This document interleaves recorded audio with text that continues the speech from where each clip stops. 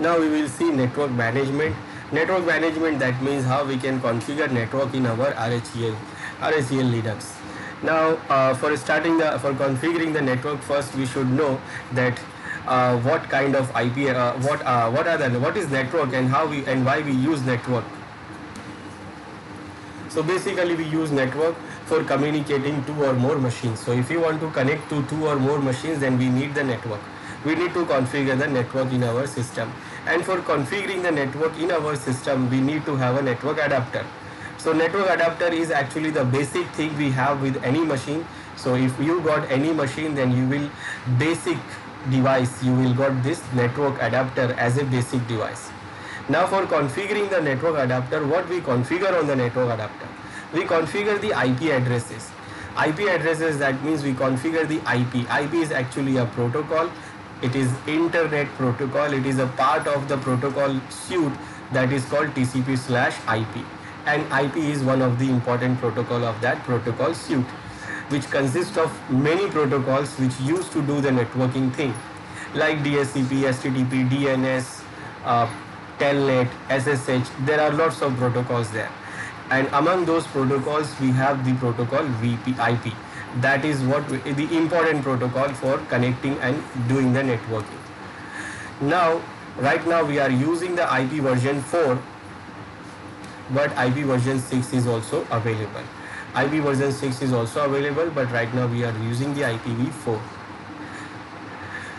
Now we can even configure IP version 6 or IP version 4 both in our Linux systems.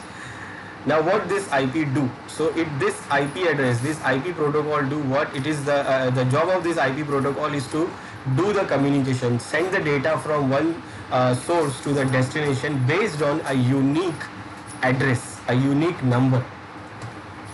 So the IP protocol's job is to provide forward the data from one source machine to the destination machine. That means the machine from the data is going, it is called the source machine, and the machine who is getting the data, it is called the destination machine. So it sends the data from source to destination based on the unique address. It is called the IP address. So IP address is also defined in this. IP addresses are also defined under this IP protocol. So those IP addresses are defined, and those are 32-bit addresses. In IPv4 we have a 32-bit addresses. So total number of 32-bit addresses we have in IPv4, and it is if you want to know that how many IP addresses we have, that means one address we give to one host and one IP address will give to other hosts. So every host in our network, every machine, every device we have in our network, they need a one IP address to do the communication, to send the data from source to destination. So it provides multiple, millions of IP addresses in IPv4 we have. If you want to know how many addresses you have, then you can do what? You can raise 2 to 32 and you know that how much IP addresses you have. Now this 32-bit address is divided into 4 parts. 4 parts of 8 bits. So it is divided into 4 parts of 8 bit, and those parts are divided by dot. So in every part of the IPv4 we have what? 8 bits. In every part of this IP address, IPv4 address, we have 8 bits.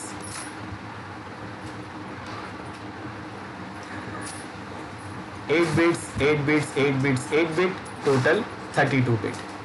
So this is what the IP address format, IPv4 address format we have. Now when we have lots of addresses here, but what we have this IPv4 in different classes. Designer for this IP address, IP protocol have decided to create this IPv4 protocol and divide them into different classes, so that they can be assigned to different size of organization, like large size, medium size or small size organizations. So for the large size of organizations, they have created the class A. They have created class A for the large size of organizations. Now in class A, the class A, we have a range of IPv4 addresses. Now the range, when we talk about the IPv4 classes, then we have to see only the first part of the IPv4. That means you don't have to care about the rest of the three parts. You just have to see what number we are seeing here under the first part. So based on the number you see in this first part, that define the class of these IP addresses. So when you see the number here in the first part, if you see 0 or if you see 127, that means this is what? Class A. That means any number from 0 to 127, if you see here in the first part, that means it is what? A class A address. Now there is a small difference here in the class A. There is a reserve addresses in class A, and those addresses are the first address, that is 0. 0, that means all 0. If first part goes 0, then no matter how many numbers you have in the other part, does not matter. This address is reserved. This address is reserved for undefined IP address. It is called undefined IP address, or we can say default IP address, and default range. So this range we can't use it on any machine. We cannot apply this. When you try to configure this any IP which starts from 0 here, and you give any number here in these three parts, that does not work. So these numbers are not available. This is what this is defined. This is defined as reserved. It is called undefined or default addresses. Then again 127 is also not available. This 127, when suppose you have at the beginning in the first part you have 127, then no matter what you have in the rest of the parts, whether you have 0 or any other number, it will still be reserved, and it is reserved as a loopback address. So it is reserved as a loopback address, and we can't use it for any machine. So no matter what number you have here, you can have only, if you have 127 at the beginning, that means it is the loopback address and we can't use it. So these two addresses are actually reserved, the beginning one and the end one. So the actual range we have for class A is starting from 1 to 126, which we can use. Then for defining the class, what they have done, they have created the subnet mask also. They have created the subnet mask. Now the subnet mask actually defines that what is the network part and what is the host part. Now the subnet mask is also a 32-bit address. It is also a 32-bit address, which is also divided into 4 parts of 8 bits divided by dot. So you can have here a number of 255 or 0. Now for class A, we have 255 in the first part because we have 8 bits here, and then rest of the 3 parts are set to 0 for class A. And this subnet mask defines that first part in IPv4 class A addresses are set to network, and rest of the 3 parts are set to host. These are host addresses. Now what that means, if suppose you have given one machine class A IP address here, one IP address, like for example I am giving here 10 dot 0 dot 0 dot 1 here. Then we have another machine which we have given the IP address from class A, 10 dot 0 dot 1 dot 20. Now there is another machine we have here, and we have given him to this machine we have given class A address 20 dot 10 dot 0 dot 1. Now what this IP address, simple rule for the IP address is what? If two machines network part is same and host part can be anything, they can do the communication. And if the two machines are having the different network part, then they cannot do the communication. So very simple. This network and host part defined by the subnet mask. It defines that which machine can do the communication to which other machine. It defines the network. So if suppose we see here, this machine is having this IP address and this is class A, and in class A it says that first part is the network part. So in both these machines, if this first part is same, here we have 10, here we have 10, both are same network, and these are different. No matter these the host part is different, that doesn't matter, the first part is same. That means these two machines are considered into same network and they can do the communication. But this machine, when you compare with these two machines, so they are not in the same network, because this machine is also having the class A address, but it is having the different network address. It is 20, it is not 10. No matter what address it is having here, because the first part is set to network. So if you have 20 here, then this is what, this is another network. It is not in the same network. So we cannot do the communication between this machine and these other two machines. It can communicate to other machines which is having the same network part, that is 20. No matter what address they have, after the 20 they have any address, they can still do the communication. They can still do the communication, they will consider as a same network. These two machines can do the communication, they will consider as a same network. But these two and these two machines are in different network, because they have 10 and these machines are having 20. So their network part is different. They cannot do the communication. If you want to communicate them together, then we need to configure the router for it. Router's job is to communicate between two different networks. Now this is class A. And this class A is defined for the large network and large organizations, where we have multiple hosts. We have 3 parts as a host and only 1 part as a network. So we will get the less networks but more hosts. Now we have class B, which is for the middle size of organization. We have class B. Now class B was ended on 127, so class B starts from 128 and it goes up to 191. So when you see any number in the first part of the IP address, you see any number from 128 to 191, this is considered as a class B. Now this is for the medium size organization. So what they did, they increased the network part.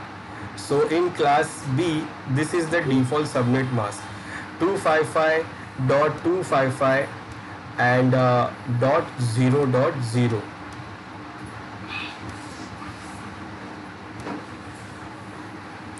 .0.0.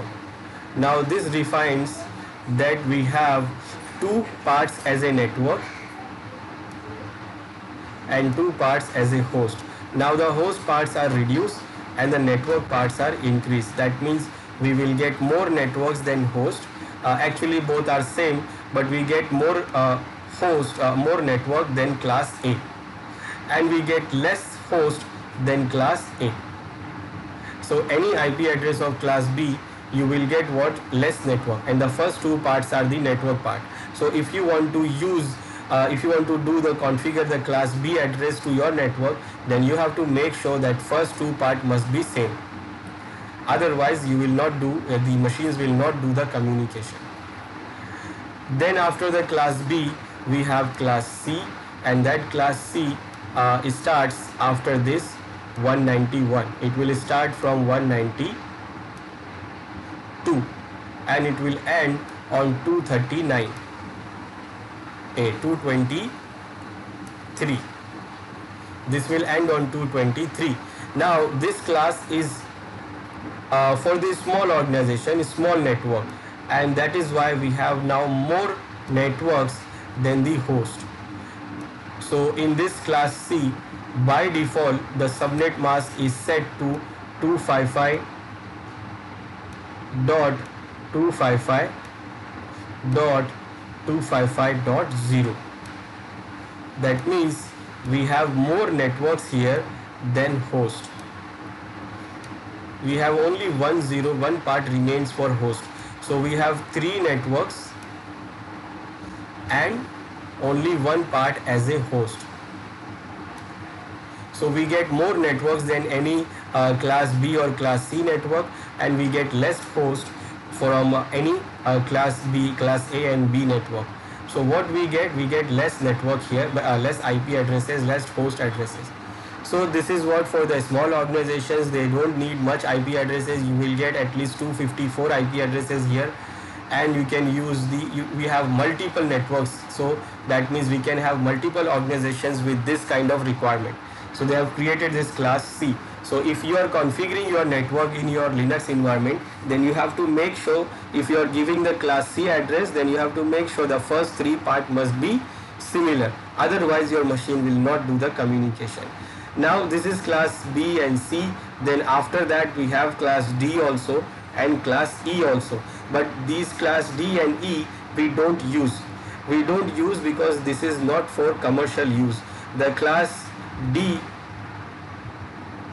is having the range after 223. It starts from 224 and it goes up to 239. It goes up to 239. Now this is what we can't use any of these range, any of these IPs from here. This is not for commercial use. It is actually reserved for multicasting. So it is used for multicasting. That means one to many communication. Some applications, some services, some devices use IP addresses from this range, from this class. We can't use it for any normal machine. We cannot apply any machine this range of IP, this class D IP addresses. Then class E is starting from 240 and then it goes up to 255.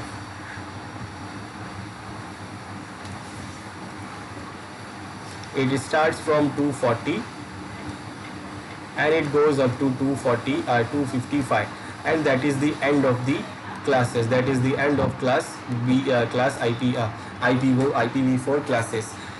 Now this one is not for the commercial use also. This is for the research and development. So the engineers who's working on this IP protocol, they are using this range. We are not able to use this. We can't assign this range to any machine we have. So we don't configure this on any machine we have. Now the IPv4 has lots of IP addresses, but now these IPv4 addresses are almost finished.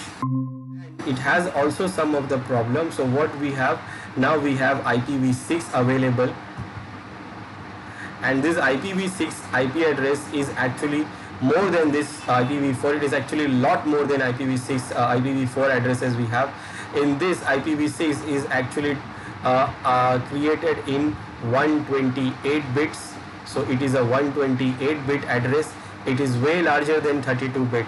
And we have trillions of IP addresses in this IPv6, and it is not going to finish anywhere soon anywhere near in the future.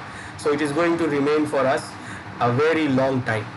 So it is having trillions of IP addresses we have in IPv6, and also it is not in a decimal form like we see here, which is, we are seeing the numbers from 0 to 9. It is the decimal numbering. It is actually in hexadecimal, which is having the numbers from 0 to 9, and then it will start from A, B, C, D, E, F till F. It is having total 16 numbers. So it is also in hexadecimal format. There is no classes we have in IPv6. We have only types of addresses. We have link local addresses, which is applied to every device which is IPv6 enabled. It gets the link local address. It is the automatic generated address. It is a unique automatically generated address. Then we have a link global unique address, global unicast address. That is the public address that is available, that we can use to connect the internet. And also we don't have any other addresses, but other addresses we have the unique local, but it is still under the, we can say it is still under the process. It is maybe in future we don't need that. So mainly we have link local address in this IP6, and we have unique global unicast address. So this is what the IP addresses format we have, IPv4, IPv6 in brief. Now we will see like how we can configure it in our Linux system. Okay, so for configuring IP addresses in our Linux system, what we do? First, we have a command IP ifconfig. Now this command will show you the information about your interface and the IP addresses configured on the interface. So now it is showing here, when I select this command ifconfig, it shows me that this is your interface. So this is our interface name. This is our physical interface name, and it is this is the flag set. It is these are the technology flag sets. MTU. This is the Ethernet address. Ethernet address, it is a MAC address for our device. Network adapter, but it is not showing any IP address configured here. So it is not showing any IP address because we have not configured any IP addresses. It is showing the information about the packets comes and goes and all other things, collision packet, error, drops and all that, but it is not showing any IP address here because we have not configured any IP address. Then we have, it is also showing this interface here, LO. This is actually logical loopback interface, and this loopback interface is having the loopback IP address. This loopback IP address is to loop into our system. It is not used, it is a loopback IP. It do what? It loops into our system. It does not go outside. So any data we send on this IP address, it will not go out. It will remain in our system and it will loop inside our system. So this is the interface which is used to do this, do the looping, and it is having this IP address of loopback. It is a logical interface. It is not a physical interface we have. Then it is also showing one of the one more logical interface. It is virtual bridge. It is called virtual bridge. When we install the virtualization package here in our Linux, so it also create this virtual bridge, and in that virtual bridge we have this IP address also. It is automatically generated. Now it is not a real interface. It is the virtual interface for the virtual machines. So when we create the virtual machine here in our Linux system, so connecting to those virtual machines, if suppose we create two virtual machines, so we want to connect those two virtual machines together, then this interface is come into use. It is actually act as a switch for them, virtual switch for them, and will use to connect those virtual machines together. Now if you have not installed any virtualization package, then you will not see this. You will see only what? This physical interface, and this is the logical interface. And your physical interface name will always be like this. This is for your inbuilt interface name. Now previous versions of Linux have the name format like this. It is having the name format like this. If suppose you are having first adapter, then it will name as ETH0. ETH, because in LAN network we use this Ethernet technology, Ethernet. So for Ethernet it use this ETH, and the 0 is for the first interface. Then for the second interface it uses 1. For the third interface it uses 2, then 3, then 4. So if you have multiple interfaces, then the first interface will be ETH0, second interface will be ETH1, third interface will be ETH2, then ETH3, then ETH4, ETH5. So this is how the naming conventions was there previously in Linux system, in RHEL also. Now here it is now using this format. It is not using this ETH format. Now why it is using this format? Because in the old format there was a small problem. Suppose we have an inbuilt interface here, which is ETH0, which is motherboard inbuilt. Then suppose we connected an interface in a PCI slot. Now it is different than what we have in fixed in our motherboard, but still it will consider it same.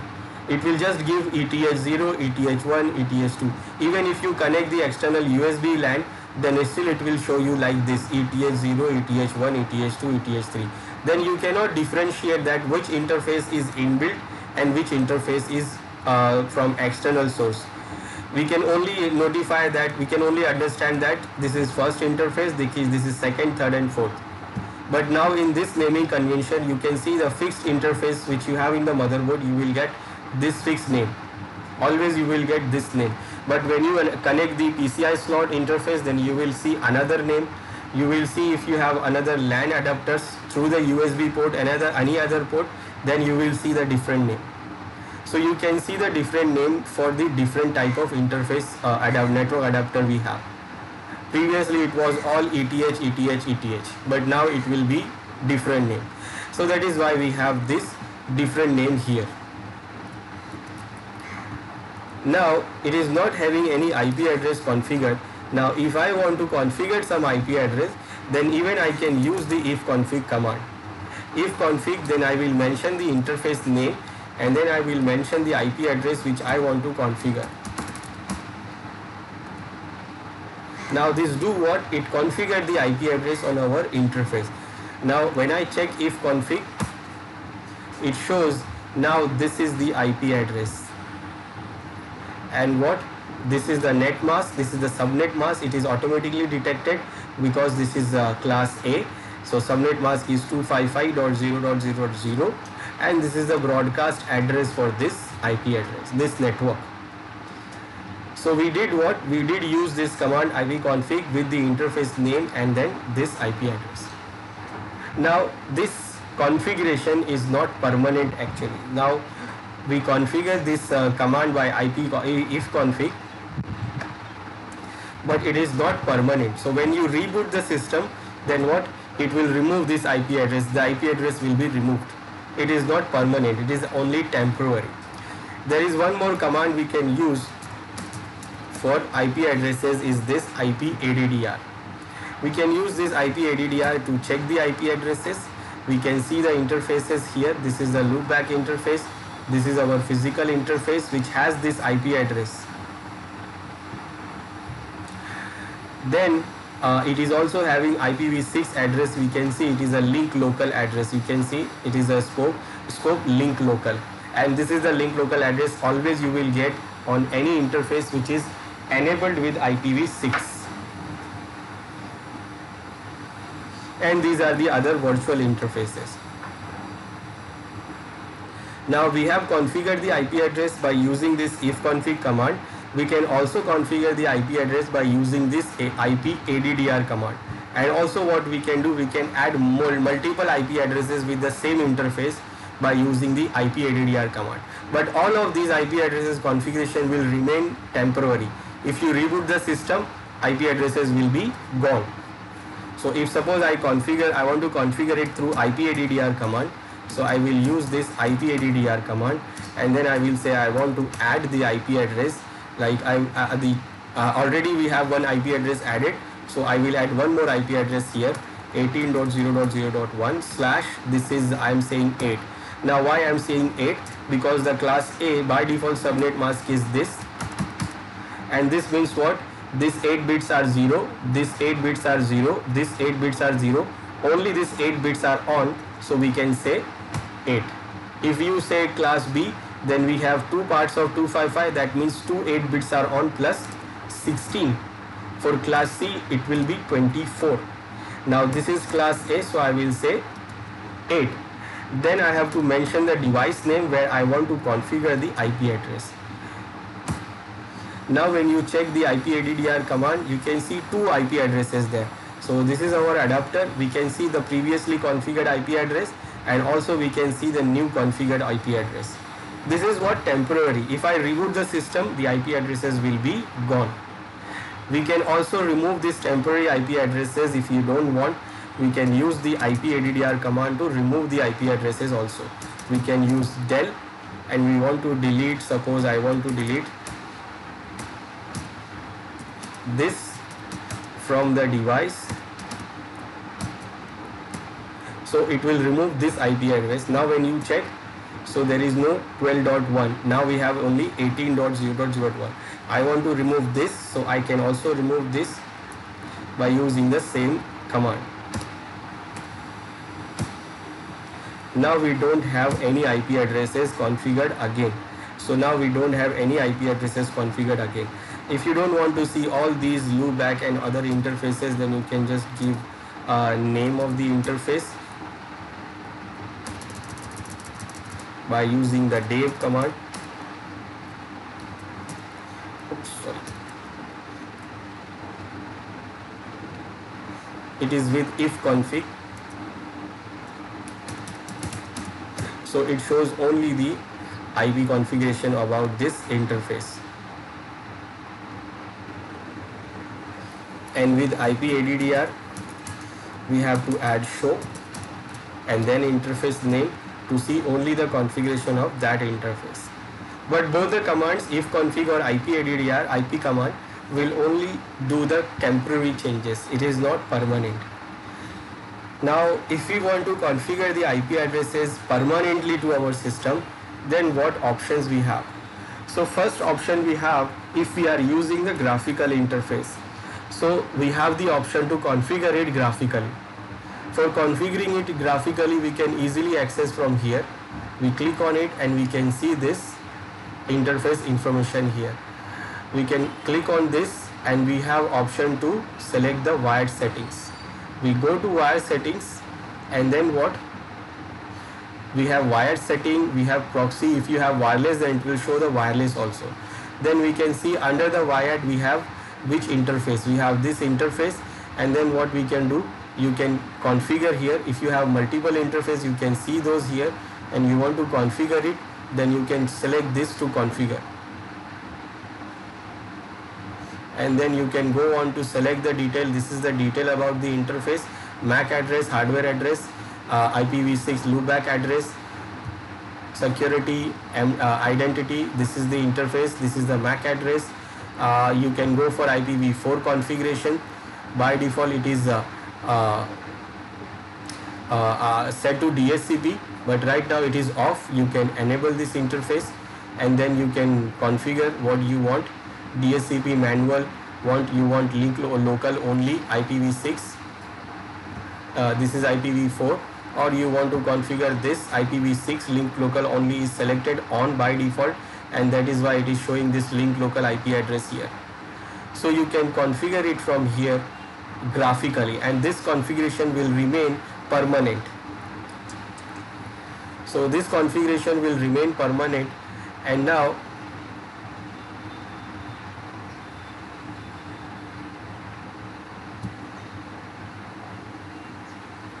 if we want to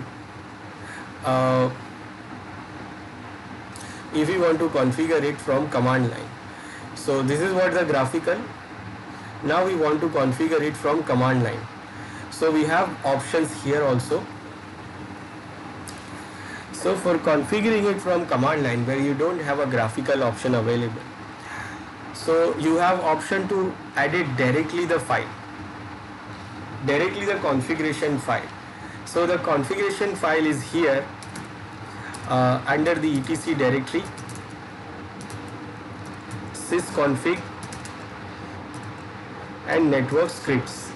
Under this directory we have the main configuration file which we can use to configure the IP address directly in the file.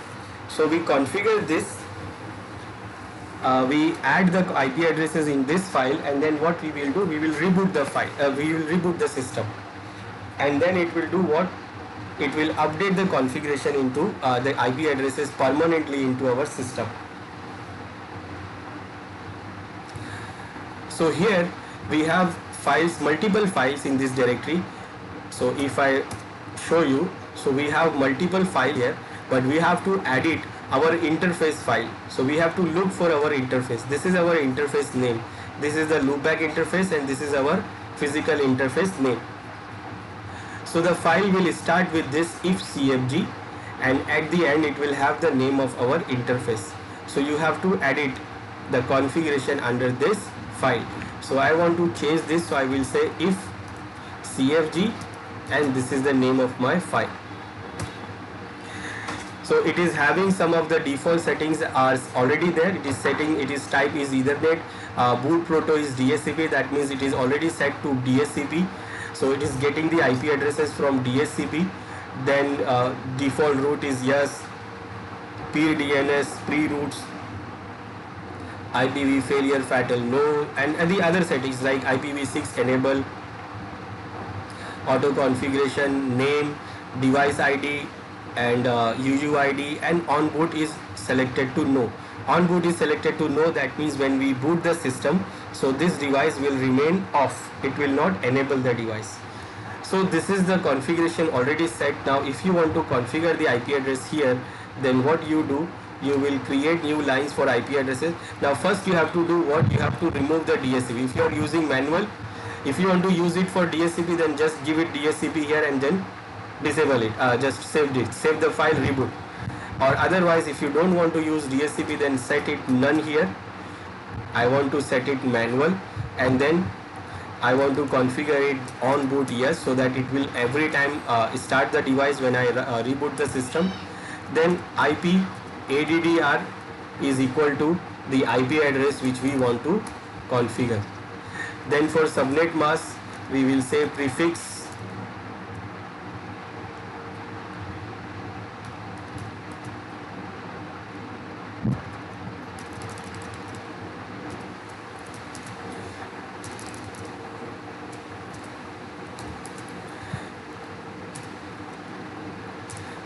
is 255.0.0. Then if you have the DNS address, so you can add the DNS ADDR, you can add the gateway is equal to whatever the gateway you want to add. So just like this, you can add these lines here, and then what, you just have to save the file and then reboot the system. Now if you want to change the file, you want to change the setting from the file, so you can do it like this, and after that you have to reboot the system. Now the next option, I will not do it from here, so I will not save it. The next option, we have the TUI method, TUI option. TUI is the text user interface, which you can use to configure the IP address permanently. Now the TUI is interface is you can use by using the NMTUI. This command is to use the TUI interface. The TUI interface look like it is a text user interface. It works in command line. So when you run this command, it opens this. Now here you will mention I want to edit the connection. So you select and edit the connection. Then it shows the interface name here. You have to select the interface and then click enter, and then you can see the name of the interface here, the device name, and then you will see the MAC address. Then you want to see the information here for IP addresses, so you can show here. There is no IP addresses configured here because IPv4 configuration is set to automatic. So you select enter here, and you want to configure manually, then you select manual here, and then what, start adding the IP addresses. Adding the IP addresses, what IP addresses you want to add with the subnet mask /8, and then you can add more IP addresses. Then you can add the gateway also. Then you can add the DNS server address also. If you want, you can add the DNS server address also. You can add more DNS servers address. You can add the domain name also, DNS domain name, and then after that you can mention these options here. Never use this network for default route, or you want by default it is going to use, then require IPv4 for addressing for connection, and then you have this option here says automatically connect. So if you select this by using the space bar, that means it will automatically connect. That means whenever you boot the system, so this interface will be the default interface for you, and it is going to automatically enable the interface. Now this is also used to configure the permanent address, but I am not configuring it from here also. The next option is directly configuring it from command line, and that is the better option we have.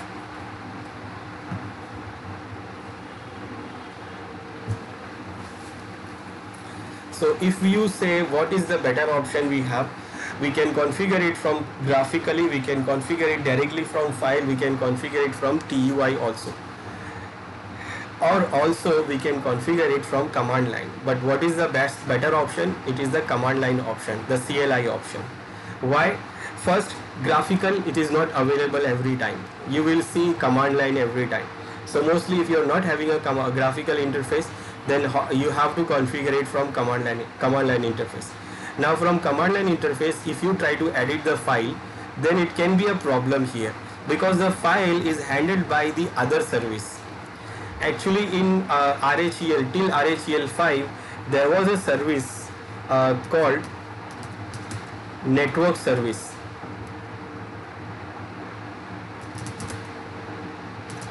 And it will not work here, the command systemctl status network service.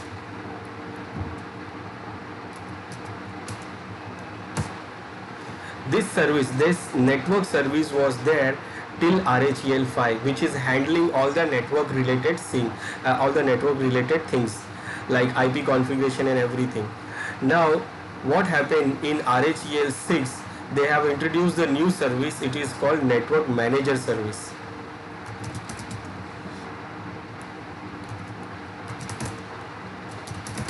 With the capital N.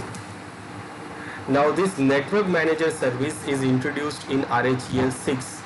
But what happened in RHEL 6, this service was new. So this service was not handling handling everything.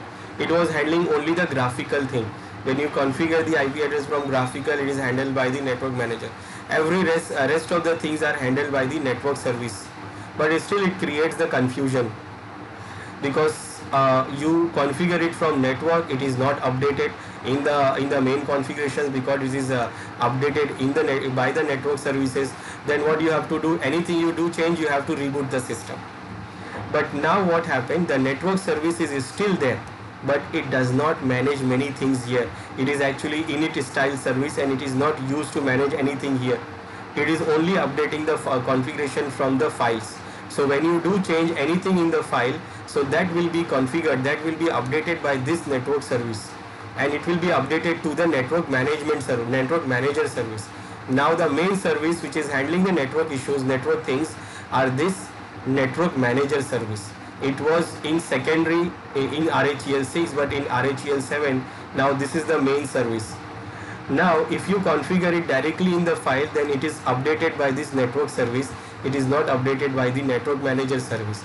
Now if you don't want to reboot the system, then if you reboot only the network service, then it will not be updated. And if you only reboot the network manager service, then also it will not going to update. Then what you have to do, you have to reboot the system also. You have to only reboot the system to update the changes. So only the option we have to make sure the right thing is NMTUI.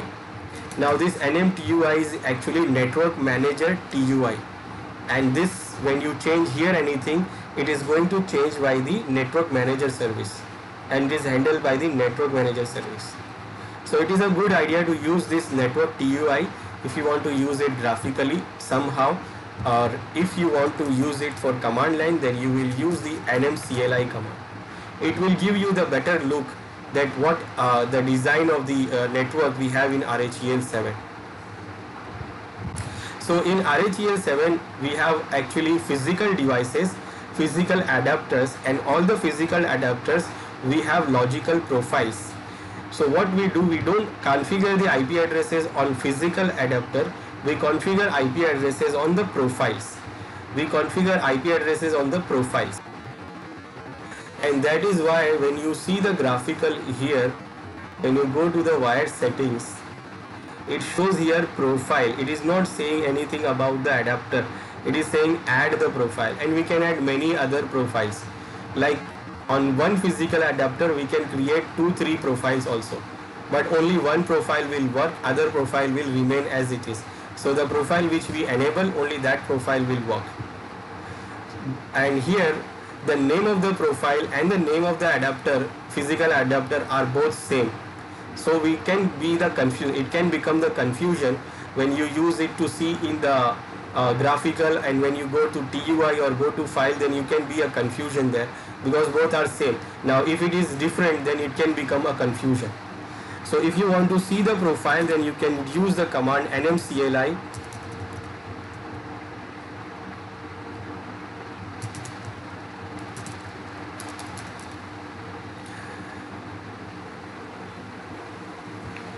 NMCLI connection show. Now it shows here that there are profiles here. Now it shows the profiles. This command shows the profile. Here we see this is the profile name.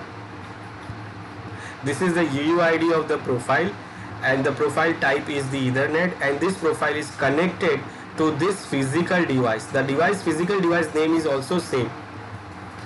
But if suppose we have the different name for the profile and different name for the adapter, physical adapter, then it can be a problem. But it shows the physical adapter and the profile names are same. So this command shows the profile, and if you want to see the device, then you will use the command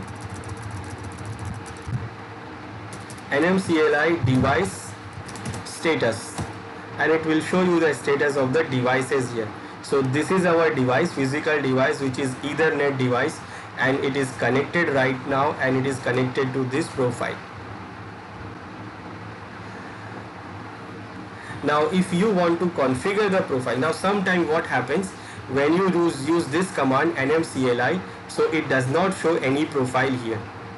Now when you run this command, it shows that there is a profile, but it is not there is a device, but there is no profile to connect this device. So what we have to do, we have to create the profile, we have to add the profile, and if it is already there, by default the profile is already there for you, so you can just configure the profile. So how you will do that? So for configure the profile, we'll use the nmcli command, and then we will say connection modify. This time we will say modify, and then we will mention the connection name. This is the profile name, and then we say what we want to change. So I want to change the IPv4 address. I want to add the address here.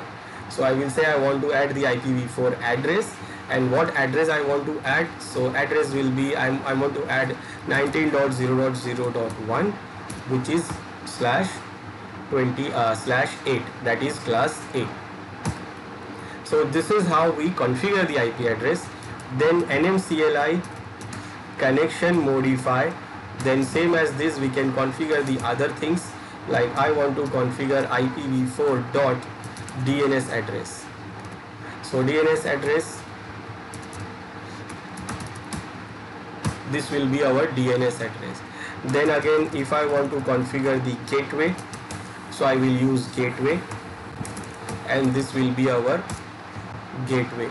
Then also I want to configure the domains DNS domain name, so we can configure it by DNS search, and then we can mention the domain name. Now if we want to configure the auto start option, then we can configure here the connection auto connect is set to yes. That means it will always connect this interface when we reboot the system. Now doing all of these will not change the IP address unless we change it to manual, because by default it is set to auto. That means it is getting the IP addresses from the DHCP. So we have to configure it to we have to set it to manual. So for that we will say IPv4 dot method. Now which method? So we have option to set the manual or auto. Now auto means it is going for DHCP, and manual means it will go for static. So the IP address we have configured here, they will become manual, static. Now after configuring all of these, what we can do, we can only do this connection up also.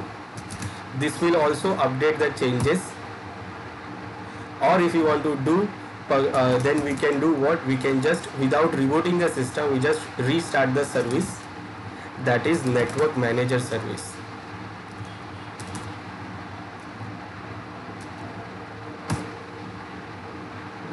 So both options will update the IP addresses. Now we can check the information. We can check by IPADDR command or ifconfig command, whatever the command we want, we can check by that.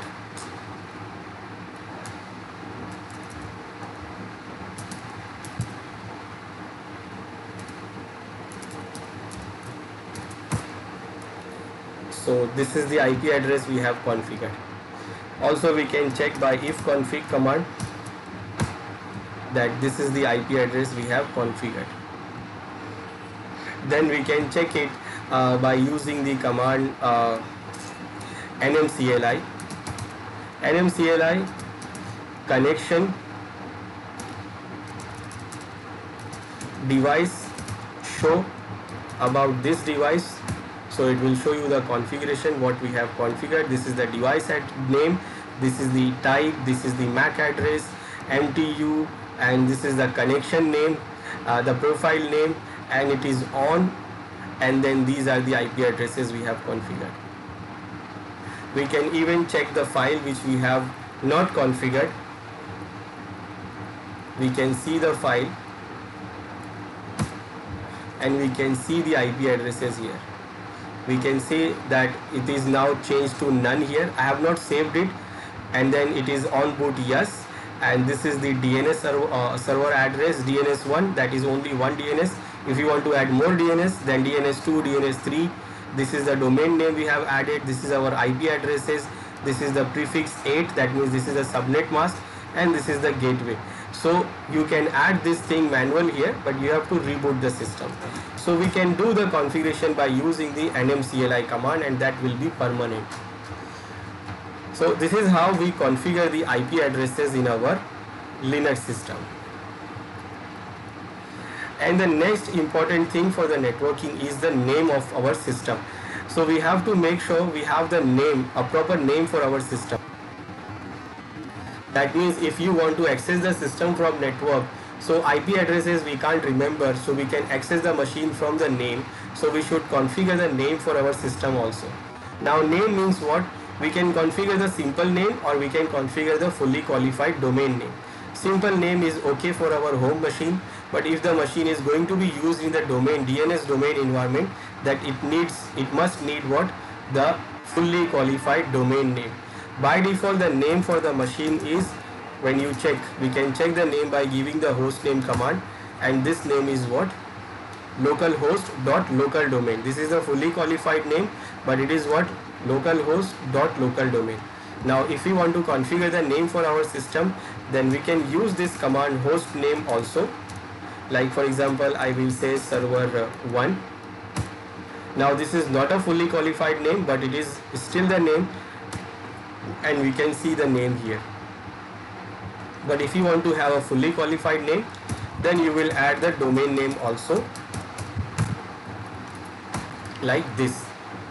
But this is not permanent. So if we want to update the name permanently, then what we have to do, we have to edit the file.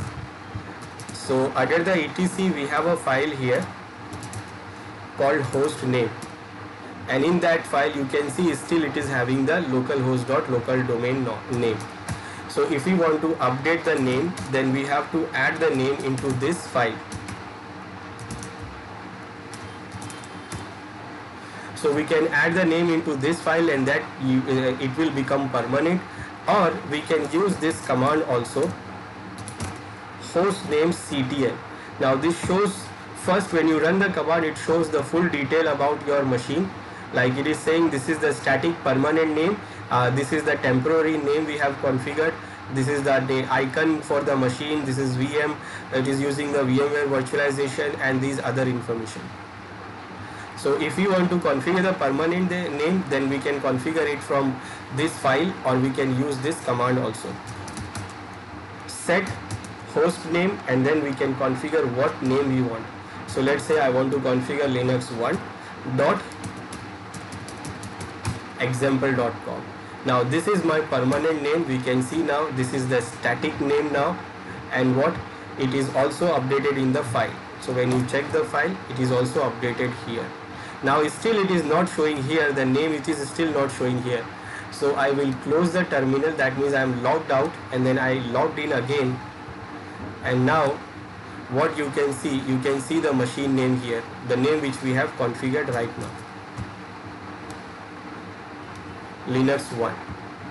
But in here still you can see it is showing localhost. So whenever we configure the name, then what we have to do, we have to reboot the system so that the names will update to everywhere. So once you configure the name, then you will reboot the system, so the names will be updated everywhere in your system. So I will reboot this, and this is what the networking thing we have in our Linux. So we have seen what are the IP addresses. We have IPv4, IPv6, and how we can configure the IP addresses in our Linux system, how we can configure it temporarily or permanently, and also we have seen that how we can change the name of our system. That is also important for networking. For networking, we should have a name for our system.